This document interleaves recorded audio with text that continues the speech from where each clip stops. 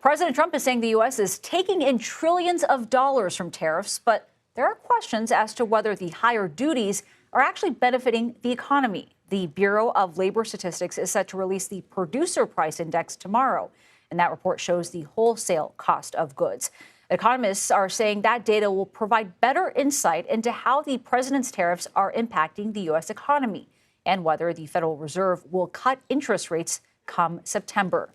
For more on this, let's bring in Constance Hunter. She is the chief economist at the Economist Intelligence Unit. And Constance, thanks for being with us. Let's just talk a little bit about how these tariffs, how much are they actually impacting the economy as a whole right now?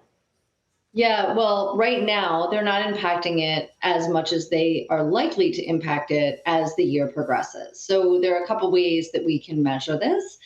We see this in terms of the actual receipts collected from the tariffs, and then we see it in terms of price data. Now, unfortunately, the producer price data only looks at prices paid domestically between companies, so it doesn't actually give us a ton of information about the tariffs per se.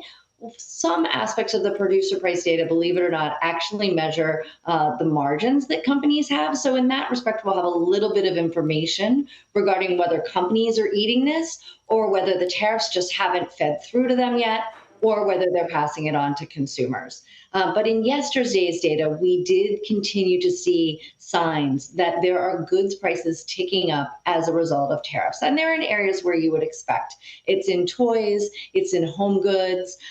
We didn't yet see it in apparel. We're continuing to see apparel prices stay pretty soft, but we expect to see it there. And someplace else we didn't see it just yet is in motor vehicles. And a big reason for that is that people brought forward motor vehicle purchases into the beginning of the year. And many of those tariffs have been given sort of a reprieve for a little while, but we know that they're coming down the pike. Well, given all of this, do you have any practical advice then or tips for everyday consumers looking to navigate all the ups and downs we're seeing right now? Yeah, I mean, it's difficult, especially if it's for something that you buy often. So let's say you're buying olive oil and that's imported from another country. You know, you're going to see that increase in price. Coffee, we're looking at probably a 25% price increase for coffee. So either switch to other products if you can, whether that's tea or just maybe drinking a few less cups of coffee, fewer cups of coffee a day, and then looking for substitute products that are either made in the U.S. or from countries that are not tariffed as highly. Constance, I love all your tips, but do not come for my coffee. Yeah, I need my espresso in the morning. I need my cappuccino. Right. I hear you. I keep thinking I'm going to try to switch to tea, but I don't know. Sure. Constance Hunter. A lot more expensive for that. Thank you very much.